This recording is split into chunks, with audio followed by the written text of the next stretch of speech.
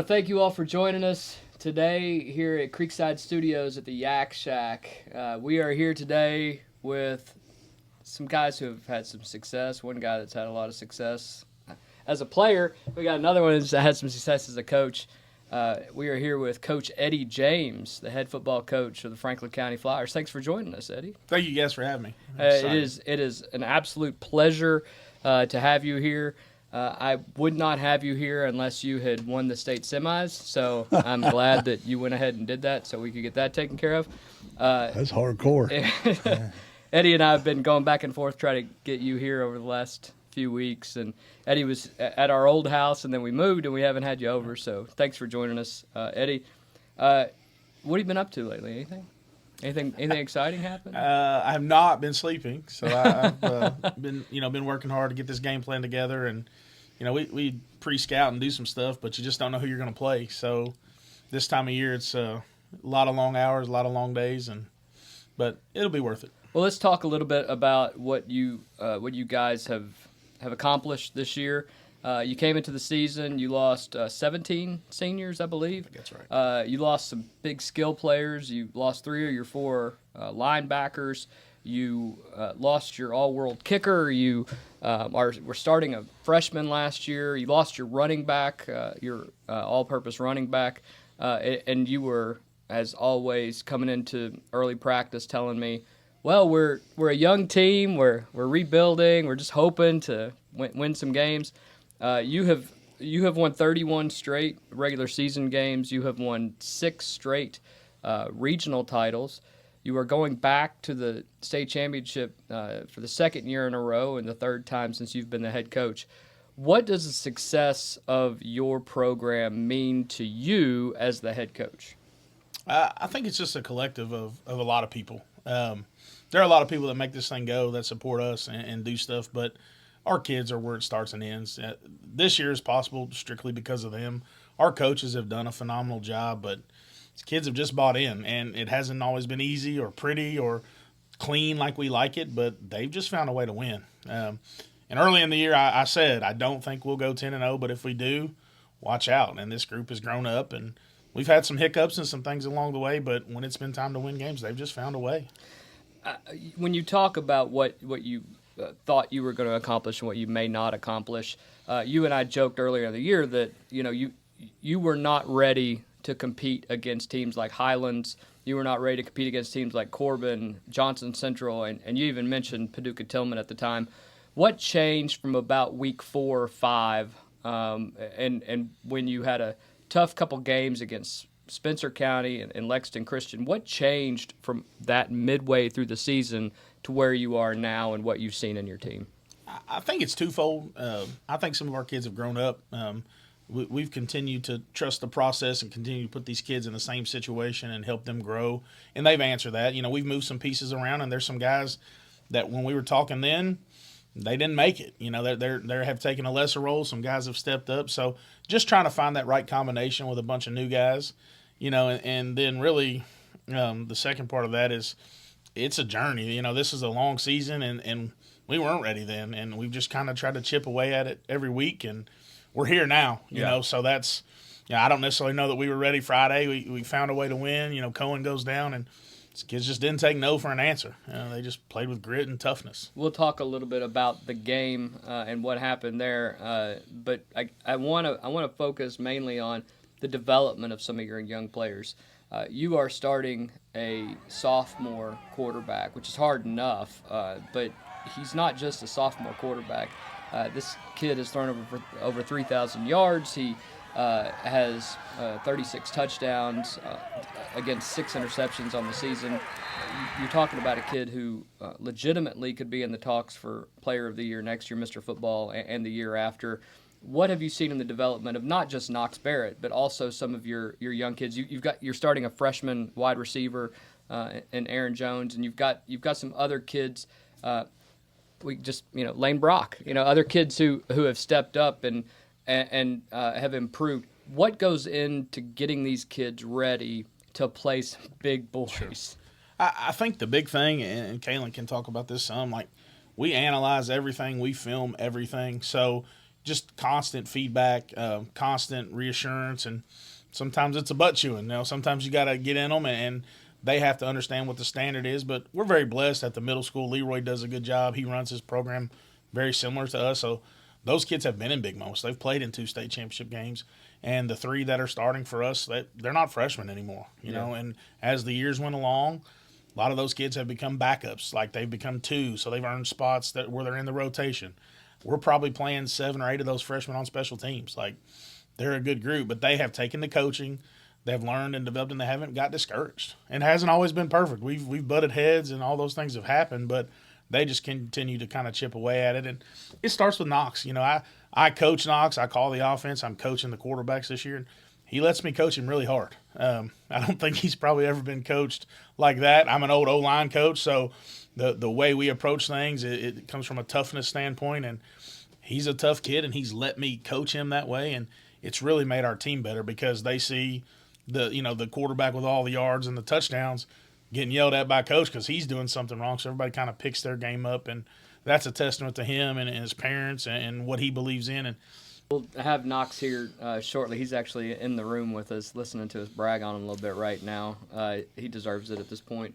And I just can't get over the fact that this is not a team that you went into the season and you knew exactly who was going to even start at every position. You knew, you had Delano Collins, you had Cohen Taylor, you had Shalom Moore, and you had Knox, but you had a bunch of kids that you were just trying to figure out, hey, who's going to play and how much are they going to play? Are they even able to make that step up from junior varsity or 8th grade up to the team? Kids that have earned a chance, we make sure they get a chance. And that is a testament to the kids that have worked hard, but those stories don't always work out. And our job is, if they're meeting the criteria to be part of our program and they're doing the things we need in the classroom and stuff, our job's to play the best kids. And sometimes that doesn't always make everybody happy. Sure. For me, I've got 60 kids. That is the most important thing in everybody's life. Their parents, that's their baby. Sure. And so to make those decisions is tough, but my door's always open. I will talk to any parent. I've sent practice film. I've done those things, but I think that is the openness, and our approach to it is a testament to what we're doing. And it allows those kids to say, I'm not just a freshman. If I'm the best option here, I'm going to get a play. Mm-hmm. If I do my job correctly and I take the coaching and the feedback, I get to play. And we've had kids that haven't done that were really good players that couldn't do that and have left our program or quit and those things. But I believe to win a championship, we have to make decisions like that. They're not always easy, doesn't always make everybody happy, but I think it's appreciated by those who do stick it out and get that opportunity. We are lucky here to have our entire broadcast team between me and Craig and Kaelin today, and I'm going to turn it over to Craig, let you ask some questions you've been building up to. Being not novice, but more college football and NFL stuff, but thing I've noticed, you all schedule some pretty darn tough teams. LCA, and then I think 3 6A teams. I believe that's correct. A couple of 5A teams. Do you schedule them yourself, or has the KHSAA got a hand in it? So our district schedule is set by the KHSAA. We work out the weeks and all that once we get our district. So those are set. We have to play those each year for seeding within the first 2 rounds of the playoffs. Then outside of that, we get the freedom to schedule. And for me, I think it's about playing the best teams that we can get on the schedule. I've got to be smart. We're at a place in our program where we couldn't go consecutive weeks and play Male Trinity and St. X. That's not what's right for our program. But going out there and playing an LCA who's playing in a state championship game, Bowling Green, defending state champion, those games are going to set us up for the game you saw last week. They're going to put us in those situations. We've been in tight moments. We've been under pressure, and it allows us in those big moments not to flinch. And I think that's the one thing about this group. They haven't flinched when it's got hard. Right, yeah. Like LCA was 1 point. 34-33. Spencer County was 1 point. Nerve-wracking for me, not for him. But by scheduling those teams, do you think that's what pulls them through on attack games where they don't choke I think the pressure and the preparation and all the things we've got to do to get up to play those games helps us in these moments. So we're preparing for a state championship, but we're preparing the same way we've prepared the first 14 weeks. We're not changing our process as the games get bigger and the moments get bigger. We trust what we do, and but the scheduling helps that. You get to play a Bowling Green the last week of the regular season, so you really get to prepare for another coaching staff that has championship caliber mindset and those things. So getting to do that, it's fun on our part. It can be nerve-wracking in those moments, but we tell our kids, I want to be 10-0. I want to win just as bad as anybody, but if we drop a couple and we get better for it, we're going to be okay in the end. You know, and we've been very blessed the last 3 years. That hasn't happened. We've had some tight moments this year that have kind of propelled this team forward. Yeah, and the program, scope of the program, from Mighty Mites through the middle school championships. I think they got to the semifinals this year after winning it 2 years in a row. Does that teach the kids how to be successful? Are they driven to succeed by what they did at an earlier age? I think early on, which I coached their 7-year-old team this year because my son's on it, I think that's about fun and learning to fall in love with the game and the program, and we slowly accelerate the expectations as they come up through the middle school. And we really want to kind of teach them to be tough and to play physical in the middle school and just learn some fundamentals. And then it becomes, hyper competitive when they get to us. But I think the way we do it and the emphasis we put on the youth and those type of things helps us in the end. Mm-hmm. The 2023 team was the first group of Rams that had been all the way through our program from whenever we started it to senior year. Yeah. And since then, there's been a marked difference in the quality of kid, the knowledge, those type of things. And it's really helped propel us, And we've had kids. We've got some kids that have transferred to us now that are great football players, and they've helped us too. We don't disqualify any of those guys, but getting the most kids we can in our system to play football is very helpful. And like Crowder's transferred in, and I don't recall Jackson transferred yeah. in. Mm-hmm. I know Crowder's dad. I know what kind of athlete he was, and seeing number 10 come in and just be an instant addition to the team, that's got to have taken pressure off of Knox. Kyle talked, a little bit about the spark in the middle of the year. Those two kids specifically, and we have a kid that came from Taste Creek. They were not eligible to play, but they were able to practice, and those kids changed the complete dynamic of our team through our scout team. So for 8 weeks, Teagan played the other team's running back, and so he got to go against our defense. So when he got to step out there, he was ready to go. There wasn't a learning curve. Imagine that as your scout team running back, but right? Their disposition with no promise to play, they didn't know when they were going to get eligible. Those kids just stayed the course, and they got better because of it, and they've really driven our team. And KJ Jackson, he makes a huge play the other night in the game. Like that moment wasn't too big for those kids because they've been acclimated to our culture and our climate, and they love it. The joy on their face after we won Friday to know that they're going to get to go to Kroger Field was something I think for us that we've been successful in stuff. Just to see that joy, it really puts it back into perspective that they are kids, and this is a lot of fun for them, and it's a moment they'll remember forever. And then Cohen got hurt. Mm-hmm. And we commented on the game that he popped up. We were speculating on the injury, but we knew it was bad, and he hopped up like a man. First of all, he walked off the field. Yeah, there would have been a lot of grown men that would have writhed around on the ground and not gotten up. So, and he's just a tough kid. Yeah. Did the team rally? We were speculating. Did the team rally around him? Did he give them that extra punch to play for him? They were, and I actually he stopped the touchdown. I was texting with Cohen earlier, and he was actually at practice today. Oh, gosh. Yeah. Just had surgery yesterday. He says he's 6 weeks out from being able to catch the ball again. Yeah.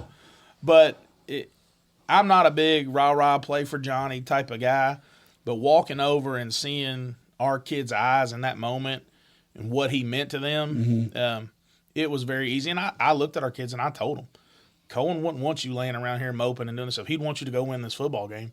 And that's the type of kid he is. I mean, he's been a warrior for us.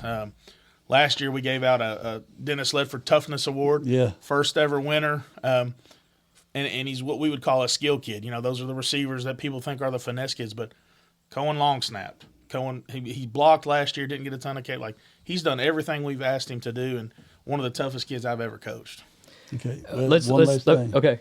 Well, we were blessed to have Kaelin in there to talk about past FCHS greatness and to explain the plays because our broadcast has grown.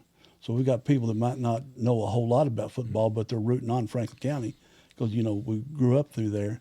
And he's been a huge help. So Even though you once told me Kaelin doesn't know anything about football, don't. so Well, I'm going to tell you, Yeah. he does. well, I that's a good transition because every week we get to talk to Kaelin before the game, and just say, look, you've scouted these guys for the last few weeks. You've done all the stats for what we did last week. Tell us what's going to happen. So we've been really lucky that Kaelin's been willing to join us. Kaelin, we can go ahead and transition into next week and what you guys. Let's actually talk about Paducah Tillman. You know what the scouting was like for Paducah Tillman. This is the defending 4A state champion. There's all sorts of talk across the state about where they get their athletes, how they get their athletes. But when it comes down to it, you have to play the ball game, Right. and we don't get to argue about those things when it's time to argue about them. But this is a very talented team. Paducah Tillman is maybe not as talented as last year. They have a new quarterback, the all-world quarterback and receiver last year. But talk about what you were doing preparing for Paducah Tillman and what you saw from Paducah Tillman going into last week's game. Well, I texted Eddie early in the week. I said, I love your all's matchup this week. I think we match up better. I mean, you walked out on the field last year in the state championship game, and we walked out there. I was like, these boys are insanely huge. I mean, they had a bunch of D1 kids, and our guys, they fought their tails off, and we came up short. But I told him, I said, I think you all match up really well. I think their quarterback is a little less productive than the one last year. I think you all can get after him.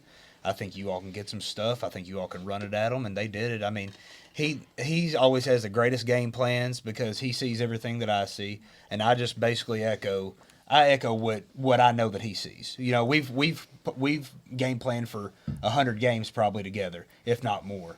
And we a lot of times we see a lot of the same stuff, and I just tell you all exactly what he sees, and he knows what's going to go on, and he knows how to beat a team.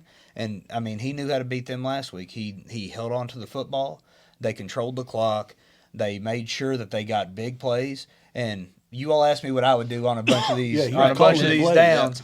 I said, I know what I would do, and I know what Eddie's going to do. He's Tony Romo up there. I'm way more conservative than him. I said, one time I said I would punt here. He's going to go for it. He's probably going to get a first. He's probably going to get a first down right here, and sure enough, got a first down, ran the clock out, and won the game. And but as far as just watching teams, I try to give them as much as I can. I watch a ton of film just because I miss coaching. I enjoy the game. I enjoy watching these kids, and I've grown really attached to a lot of these kids, and I just want to see them do well. Well, it means a lot, and Eddie, you can talk about this a little bit too. You've got guys like Kaelin Ammons, who we call him the GOAT on our broadcast, but he held all the records at Franklin County for a long time. There's a guy in the NFL that has a few of them now, but you have guys like that. You have other guys who played for Franklin County or have a tie to some college football and things of that nature. You have somebody that was on the staff at Morehead State. You have guys that come in. What does it mean for the development of a young player knowing that they are playing for guys who played in college and know the game beyond just X's and O's? I think for me, when you're building a staff and you're trying to put guys together, we went through, we've lost some coaches due to our success. They went on to new jobs. So it's about finding the right fit. I'll be the first one to tell you, and Kaelin will echo it, I'm not for everybody. I do things a certain way. I believe in the way that we do them, but one of the biggest things to me staff-wise is I believe that I need to find a coach that can relate to every kid. If I've got somebody on staff that a kid is having an issue or needs something that has a person on our staff, then the football stuff's going to take care of itself. I've got guys that are brand new to coaching. I've got a coach that's coached in college, been there for 30 years. Like, having all that experience in that eclectic group helps a ton to match our eclectic population of our kids. And I think that's critical. But guys that are willing to do the work and put in the time that I ask them to do, it makes my life a lot easier. I've struggled to delegate as I've gotten deeper into this head coaching thing. I've done better at that. But that's trusting my guys, and I think right now I've got a really good group, and there's a lot of people like Kaelin who've been around and help and do things that, like Kaelin does our stats still. So having that off my plate allows me to be a better football coach, and I appreciate that. And our staff, I'd put them up against anybody. I want to talk about two of your staff members. The first one that comes to mind is Denny Ledford. Sure. Talk to us about what Denny means. Denny's a legend. You know, he's a Franklin County Hall of Famer. This is his hometown now. He's adopted hometown, but he considers this home. The kids, Denny is not easy on kids, but the kids love Denny. And talk to the fans that don't know this. What Coach Ledford means to your team and how this team goes. You know, he's been here since the beginning of this, and I think the trajectory of what we're doing really kind of switched gears 2003, and he's been part of it since then. He coached me, but his approach, that old school tough mentality, is something that if you can find it and you can channel it in today's kids, it becomes a weapon on the football field because everybody plays passive. Everybody's told to calm down, don't be too rough, but that's not what he embodies, and that's not what he preaches and believes in. And any kid that's played for him that's walked away, they may not have understood it at the time, but you see those kids come back and talk to him and love him. And I think since I've been the head coach, he's been able to, in the later years of his career, I think he's been able to show more of his real self. I think for a long time he had to be the tough guy, right. Mr. Macho, because he was the disciplinarian. He was what everybody counted on. But now you see him with his arm around a kid, laughing, cutting up. And I think that's been good for him to experience that because I think he trusts me and believes in the way that I run the program so he can let that guard down and be a little bit more of himself. And all that doesn't even compare to the defensive coach that he is. He's a great defensive mind. He works as hard as anybody I know. And I know he's a good friend to you, too. And I know that means he's a a lot mentor. You know, there have been a lot of decisions I've made in 9 years that he's been part of. He's my confidant on a lot of stuff that I want to figure out or get a perspective on, and he's always willing to share. And he's not scared to tell me when I'm being stupid and to not do something. So I appreciate that as well. Talk about there's another guy, the quiet leader on your staff. That's Brandon Moore. Sure. I think everybody probably the most respected when it comes to who he is as a coach and a man as well. But tell me what Brandon means to these kids and how he builds these kids up. Yeah, Brandon's he's so genuine with the way he builds relationships with kids. He's a guy that, and that's even the same with me. You know, you call him at 2 a.m. to help you broke down on the side of the road. Yep. He's going to do that. You need to borrow a trailer. He's going to do that. He'll go pick up. He'll have a truckload of kids he'll bring in the morning. They know that they can trust him. They know that they can depend on him. And my favorite part about him is he's fair and he's honest. You know, and he's young in coaching, but he's very wise in his years and the way that he approaches it. And he's loyal to our program, and he works as hard as anybody. You know, he's calling our special teams this year, and he's done a great job. He's not been too proud. He's taken advice from me and Coach Ledford, and he's really taken that opportunity to grow as a coach. And what he pours into our kids as men, and, you know, the way he professes his faith and loves kids genuinely no matter what, even when they fall short, it's something special. You have a coach, your offensive guru. I don't know what the title. You every time I read it, you have listed him something different, some other title that you give him. But we call him the Wizard. The offensive wizard. Joey Thacker will be a coach that will coach in the state championship on Rupp Arena's floor, and now he'll play for a state championship on your staff at Kroger Field. There's so few people, if anybody else, that has matched that. Tell me what Joey brings to the program beyond just the X's and O's, because he has a level of I've been here before. There's no situation that's been too big for him. He's just a seasoned coach, man, that is really good at what he does, and he's been a godsend this year. Of course, we got him back in the school. He's an assistant principal there now, and he excels in that role. His leadership and his coaching stuff, you can see it pouring out day to day as an administrator. But above that, just having his eyes, having his brain in the box helps me so much call plays, and it's really one person in two, because a lot of times we'll say the same thing, and I enjoy his perspective because he's really, really good at what he does, and I'm excited to get this opportunity with him. We've coached multiple times together, and he's always been somebody that I've looked up to and is a mentor to me. You are looking at a team this week who has had some success. They have. They're, I believe, 8-2, 10-2 in the last 20 years in the state championship. and that's the Boyle County Rebels. They are the litmus test, if you will, of greatness in football. 4A is also the only championship that involves 2 county schools, no independent school and no private school. So this is going to be a fun event to watch. Tell me what playing Boyle County means to you. You said to me immediately after the game, I want to play Boyle County anyway, because and I always use this line, the Ric Flair line, to be the best, you got to beat the best, baby. And I know that you wanted to go through Paducah-Tillman and you want to go through Boyle County. You've faced Boyle County in a state championship game 5 years ago. You get them again this year. Tell me what that means to you and what you're doing to prepare your kids for that game. I think for us and trying to they've established themselves. They've done a great job. There's no denying their program, their success. Their coaching staff does a great job. I was fortunate enough to coach there for 2 years under Chuck Smith, and I learned a ton there. But what we're building here, I don't want any asterisks beside it. So if we're going to do this and get this opportunity, you want to beat the best. So having knocked off Paducah-Tillman last week, that's one of the 2 teams that's beat us in the last 3 years, and now we'll get a shot at Boyle County, and it's not going to be an easy task. They're a good football team. They are.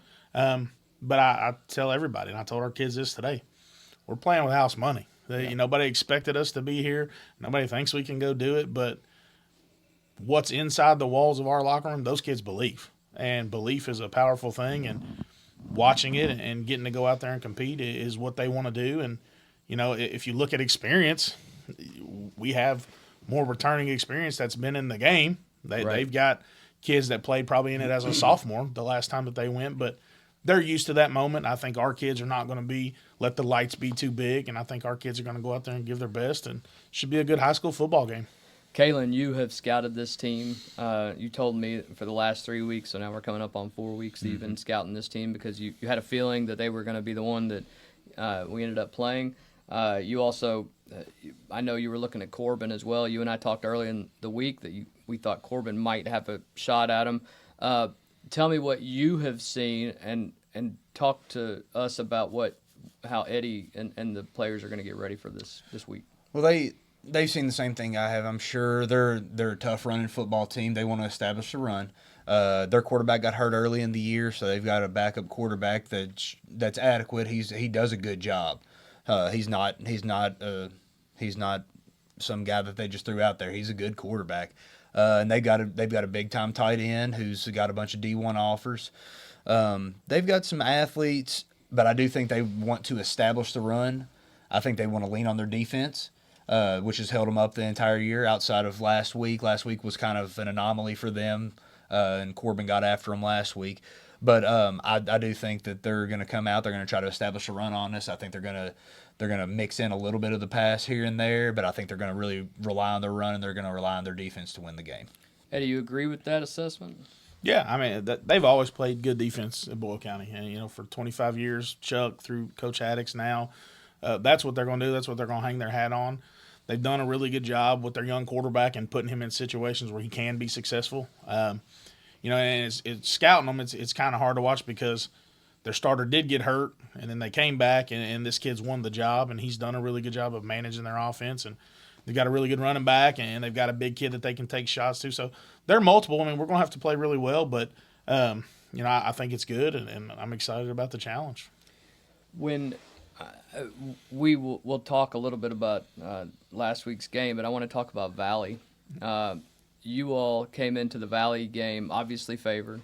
Everyone thought that, in fact, we've gotten so used to winning in the first and second rounds and third rounds that we got into that mode of letting a team stick around. If you let a team stick around, they tend to start believing that they can win a game. I went into the locker room at halftime during the Valley game, and we were going berserk up there announcing the game. Yeah. Right, Kaelin? Yeah.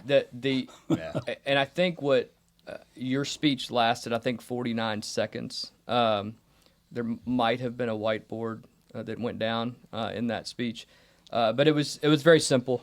There was not much paint left on the walls. But you said, play Franklin County football. Do what you need to do to win the game. Quit, fighting with each other. just win the ball game playing Franklin County football. What is Franklin County football to you? When you say to your kids and they understand that I want you just to go out and play Franklin County football, what does that mean to you and your coaches? I think, it can be summed up. Everybody sees our RBD Boys logo, and very few people outside of our program understand it, but it stands for relentless, physical, and discipline. And so when I look at our football program, that's what I want our kids and our coaches to embody. We're going to relentlessly work at it. We're going to have a physical edge on the field. We're going to play tough. We're going to do those things, and we're going to be disciplined. We're not going to beat ourselves. We're not going to allow teams to hang around. We're going to handle the business, and we're going to focus on us every weekend and create the best version of ourselves. This team, there have been times that we've done it. There have been times that we haven't done it, and that night was a night where we probably as coaches outthought ourselves a little bit. At halftime, you don't see all that. So, at halftime, you see the score, we're upset. And so we did go in there and we peeled the paint, and we had some words for our kids about the way they needed to play. But you go back and look at it, that's one of the most talented teams we played. They had athletes everywhere. They had a great quarterback that could run it and throw it. And we were doing some things out of character to try to account for that, when if we would have just kind of stood in there and done our thing, we'd have been okay. And you can't turn the football over in November. And I think first half you had 4 turnovers, 3 or 4 turnovers. 4. And you needed a big play all year long. When you've needed a big play, your kids have stepped up. Jacob Olds blocked 2 extra points to win games for you, in the last touchdown that the teams had. And then Corey on tabs. He takes a ball back on the kickoff and just lightning. And we talked about it. Yeah, their sideline went from They were doing the YMCA dance. Right, the players were. And Corian runs that ball back, and it was like completely changed their attitude. Things just changed all of a sudden. I think that made it 21-20, and then it went 48-20. Yeah, really quickly. Do you expect that your kids always have the ability to make those big plays when you need them, and your leaders to step up and do that? I don't think that we expect it. I think we trust them to do that job. So everybody, Delano's returned a ton of kicks this year, and people are kicking away from him. And here's Corian. He catches the ball, does what he's been coached to do, has not had an opportunity to hardly do it in a game, grabs it, does it, executes it perfectly, changes the momentum. Our need for him is to be our strong safety and outside linebacker. He's the first kid Friday night when Cohen goes down. We're trying to scramble and match our personnel. He said, Coach, I got it. I'll take Cohen's role. Let's go ahead and we'll move to that Paducah-Tillman game, and let's talk about that play. You all are down 7-0 at that point in the game. They have an opportunity to go up 14-0. Kaelin pointed out early in the game, if we can stop them on first and second down, they're going to throw deep, and we have to be disciplined on those. And it's exactly what happened here. He threw a deep ball, trying to get that 14-0 lead, and Cohen Taylor makes a high IQ football play. It's frustrating to see when it happens, but Cohen Taylor knew exactly what he was doing in that moment. He was beat, and he had to do what he needed to do to save a touchdown. He caused the pass interference, trips up the receiver, knew it was going to get that, but he wanted to give his team a chance. And unfortunately, he was hurt, broke his arm in the play. Cohen has had surgery, for anybody who doesn't know, and he's doing well. As you said, he was at practice earlier. But tell us what that means to you in a time like that, where your team could have easily gone down 14-0. And, oh, by the way, you stopped them on that drive because of that stop. You gave up a 15-yard pass, and they got a first down, but then you stopped them after that. What does it mean to have guys that aren't just physical players, which Cohen obviously is, but they're intelligent football players as well? It makes our job easier as coaches, to have kids. And we're very blessed this year in the back end of our defense we have 4 seniors back there that they just understand how to play. And we get back there and we may make a slight adjustment to do 1 or 2 things, and they can take it and run with it, and they can get it right in the game. And that's huge to have on the field. Jacob Olds is the same way, getting people lined up, the job he does.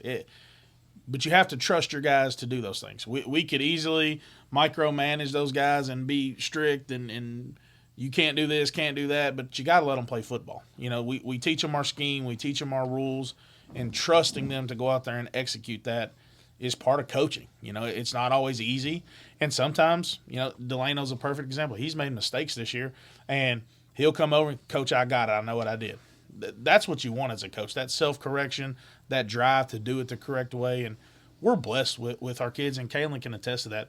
If you come to our practice, there's not a bunch of hooting and hollering and yelling from coaches and all this stuff. There's not players yelling back at coaches. Our kids are there to work, and they want to create the best version of themselves. It gets animated, we get intense, but overall, the way that we approach it, it's very businesslike, and we get a lot out of practice. I mean, right now we're practicing an hour and 40 minutes a day.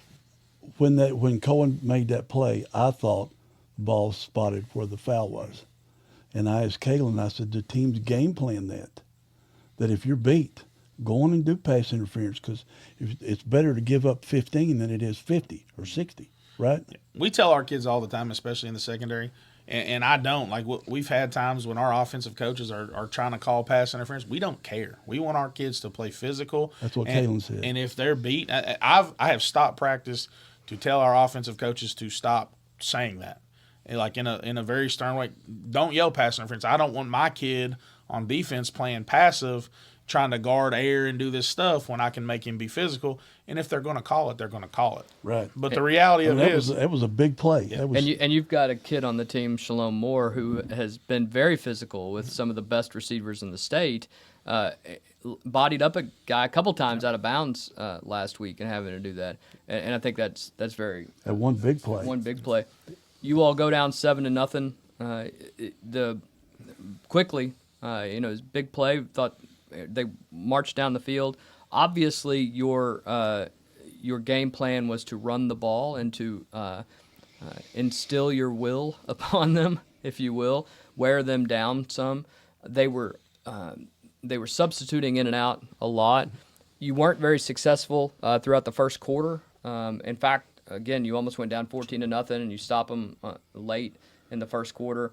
What were you telling your guys on the sideline?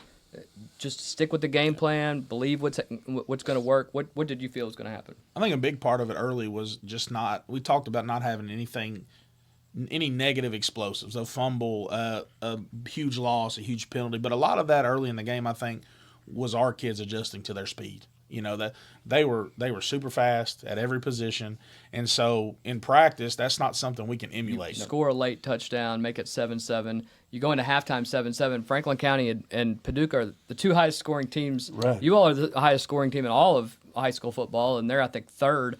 And you guys are 7-7. You feeling good going into the locker room? 7-7 with no Cohen and all the adversity we faced in the first half was definitely a win for us. Well, it was a win for you, and then 3 minutes into the second half, they throw a deep play, if that long, and it was a 55-yard play, and blew by your secondary touchdown.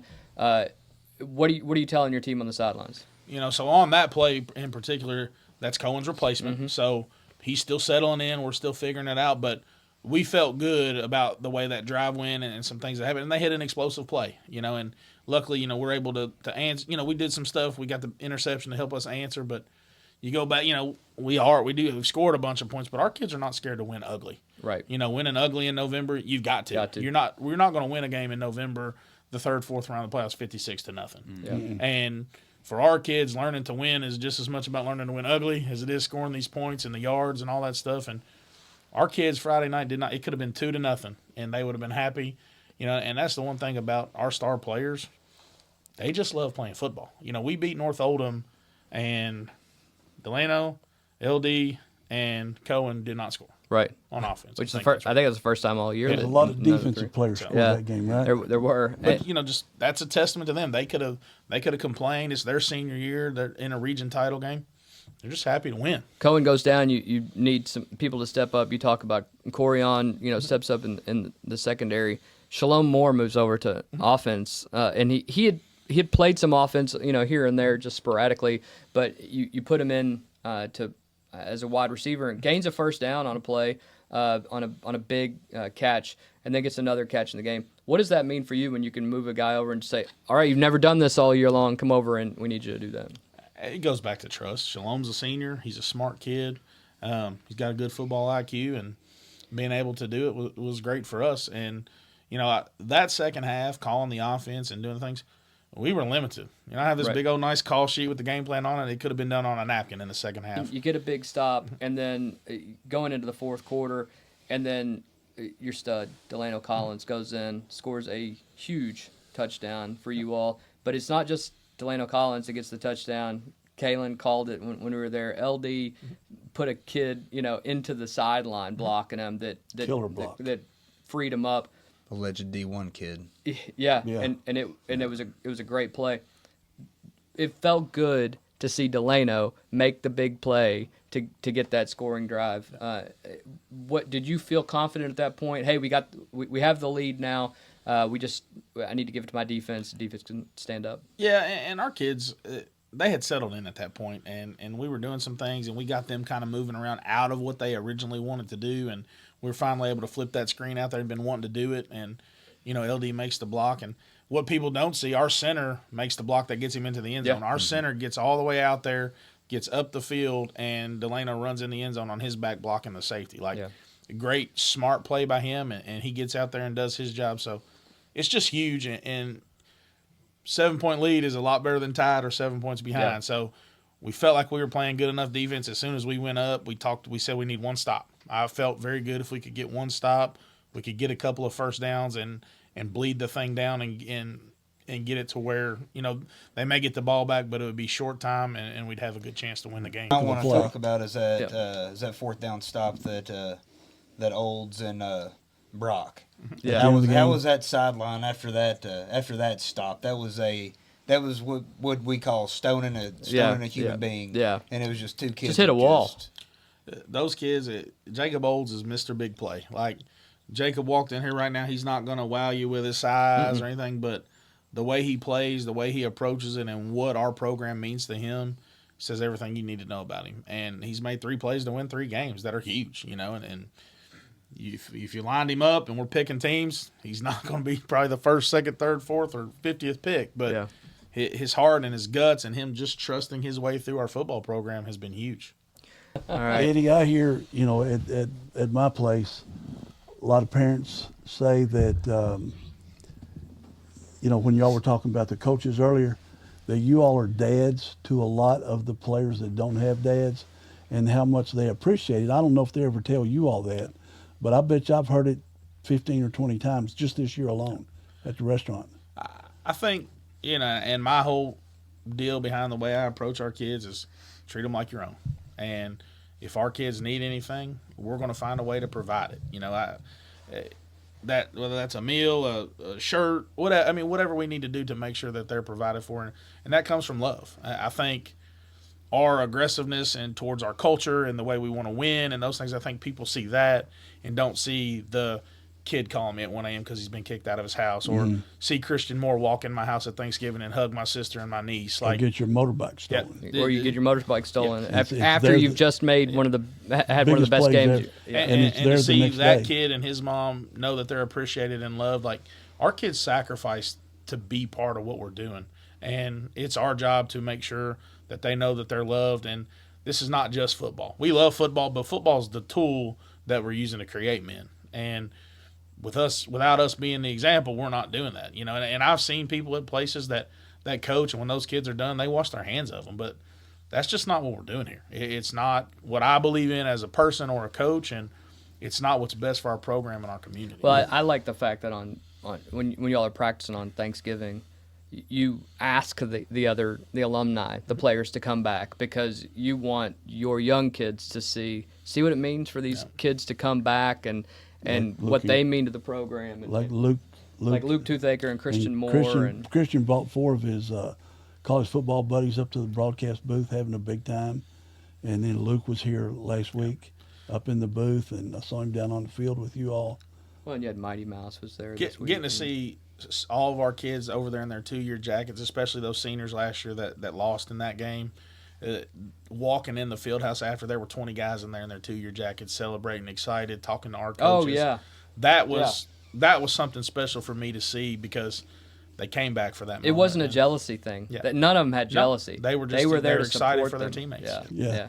Yeah. Well, let's go ahead and let's introduce someone who you've probably heard his name a lot this year. It's maybe the first time you've ever seen him on camera, and he's just a baby face. I don't know what else to say about this. This is one of the best high school quarterbacks. 15 years old, right? Yes, Can't drive. Can't drive yet, but he drives the Flyers down the field all the time. Knox Barrett, congratulations on a great year so far. I know you're not done. I know you're prepared to keep playing. What does it mean for you to step into a role last year as a freshman?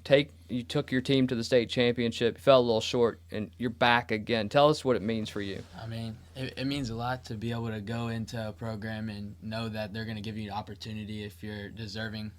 And I was able to win that spot, and it's always helpful to have your brothers around you to rely on whenever you need some help, and a great coaching staff to rely on as well. So. What's a week of preparation for you like? Besides the fact that you're in high school, you're a sophomore in high school, you still have to go to class. And your dad's Mark Barrett. And you have to go to your math class and your English class and everything else. But what's a preparation week for you like? Obviously, doing my best in practice and watching film and trying to play the best way I can at my role to benefit our team as a whole. How many hours, and Coach can tell me if you're lying because he can see your huddle stats. How many hours a week do you think you spend watching game film? I don't really keep track of it, but I watch a decent amount, both on my dad's and my account. How do you feel going into this week's game? Have you scouted Boyle County? Yes, sir. If I know you and the stories that I've heard, I know that you've probably been scouting them for a couple of weeks as well. So tell me what you feel going into next week. I feel well prepared because we have a great game plan that's been provided by us by our great coaching staff, and he's trained well. Yes, sir. A lot of good adjectives. Yeah, but it falls back to on the coaches and what they provide for us, and it's a great coaching staff to be around. You lost one of your most reliable. He is your most reliable wide receiver. He's not. Delano's your big game guy, but if you needed a 7-yard pass over the middle, you go to Cohen Taylor. You've lost Cohen for the season. What does Cohen mean to you, and what has he done for you to become a better quarterback? Well, I mean, first off, he's a great person to be around, and he's more than just a teammate. He's a brother for life. In my eyes, and he's always been a good person to me, and he accepted me when I came in as a freshman, and it's always nice having him out there making me look good sometimes. Do you want to win this game for Cohen? Yes, sir. I think we need I would personally want to win it for our team, our program, and also for Cohen because he was a big role throughout this year, and he deserves to have a ring on his finger. Where is it that Knox Barrett wants to end up after 4 years of high school football? When people talk about Knox Barrett after 4 years at Franklin County, what do you want them to talk about? I would like to be, I'd say, seen as like a hard worker, a leader, and somebody who's takes the team into account before himself, type of person. What's it mean to be a Flyer to you? First off, the RPD, of course, and to put my brothers first. I mean, it's easy to like fall into your own glory or whatever, you know what I'm saying? Harp on yourself, saying I'm so good, all this, all that. But it's always good to give your brothers some glory and give them some time to shine when they deserve it too. What's your plans? And you're only 15 years old, but what are you looking at? Do you want to play in college? Do you Yes, want sir. to where do you want to go? What do you want to study? Things of that nature. This is your first chance. You can start. Yeah. You can get those coaches to start hearing where you want to go. Obviously, everybody wants to go D1, but I'm focused on right now in the future. But it just depends on whoever wants me more and what suits me the best. How tall are you? 6'2", we'll say 6'2". 6'2"? Are you still growing? I would hope so. Yes. Yeah. Well, he's only 15. I know. I mean, that's what I'm saying. But some people top out. Yeah, Some 6'5" people would top be nice, out. but 6'2" that'd be still awesome. still great. You can Yeah. still throw over some linemen Yeah. at D1. You've thrown for 3,000 yards this year. You have 36 touchdowns. You have 6 interceptions. Those are just Those are stupid numbers. 70% I don't completion know how. Yeah, 71% complete, 72% completion rate now. Knox, those are dumb numbers for a senior. Playing an all, at an all A school, right? You're playing in the toughest, conference in 4A, and you're doing this against great teams. Did you expect that you were going to be this good? I mean, obviously, I want to achieve my goals of being a great player, but it also relies on the coaches and me. They putting me in a good position to achieve those stats. What does Coach James and your offensive coaches? What do they mean to you? They mean a lot because I wouldn't be able to do any of this without them. Them putting me in good positions 24/7 is a great thing to have. I'll just ask a couple real quick questions as we wrap up. But Knox, you were down 7-0, then you were down 14-7 last week. Does Knox Barrett get nervous? I try to stay poised in all situations. Coach Brandon actually says that to me before every single game, and it sticks with me. That's Coach Brandon Moore? Yes, sir. Yeah, yes, sir. He's a good one. We talked already about it. I know you heard us talking about it. You tucked that ball and ran for that touchdown. You faked everybody out on the. We all Everybody. thought. I mean, we all thought Tegan had the ball. We all thought, or Jack. I don't remember who it was, but did you go to the line knowing you were going to pull that ball? Yes, sir. I like he said, I came over to the side. He called a timeout. I was like, Coach James, just let me pull it. He's like, all right, just calm down for a second. I was like, all right. Then he's like, all right, go ahead and pull that thing, get us a touchdown. I was like, yes, sir, I got you. Run through that play for us. It was dive to the left. I'll ride it just for a couple of seconds, pull it, and run around in. So, no. When you pull the ball, did you see the end zone? Yes, sir. Did you see anybody around you? Nobody There's touched no you, one. right? Nobody touched you?